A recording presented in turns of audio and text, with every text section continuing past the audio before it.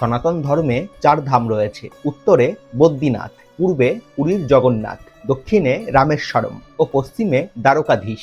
এই 4টি ধাম আমাদের সনাতন ধর্মে হাজার হাজার বছর আগের থেকেই প্রচলিত। এবার আমাদের প্রাক্তন মুখ্যমন্ত্রী মমতা বন্দ্যোপাধ্যায় দীঘাতে একটা মন্দির বানিয়েছিলেন, যার নাম তিনি রেখেছিলেন দীঘার জগন্নাথ ধাম। অর্থাৎ তিনি মন্দির শব্দটি ব্যবহার না করে সেখানে ধাম শব্দটি ব্যবহার করেছিলেন, যেটা আমাদের সনাতন ধর্মের মতে, আমাদের শাস্ত্রের মতে কখনোই মেনে নেওয়া যায় না। হ্যাঁ, তিনি সুবিশাল মন্দির বানিয়েছিলেন, জগন্নাথ দেবকে তার ভেতর প্রতিষ্ঠা করেছিলেন, দীঘার সমুদ্র সৈকত অনেক উন্নত করেছিলেন, সেগুলো সত্যি সুনামযোগ্য। তবে যে নামের ব্যবধান সেটাও মেনে নিতে হবে। তাই আমাদের বর্তমান মুখ্যমন্ত্রী শুভেন্দু অধিকারী দীঘার জগন্নাথ ধাম নামটি পরিবর্তন করে নতুন নাম রেখেছেন দীঘার জগন্নাথ মন্দির। তো আজ থেকে কেউ আর দীঘার জগন্নাথ ধাম কথাটি উচ্চারণ না করে দীঘার জগন্নাথ মন্দির কথাটিই জানবেন। ভালো থাকবেন সবাই। জয় জগন্নাথ।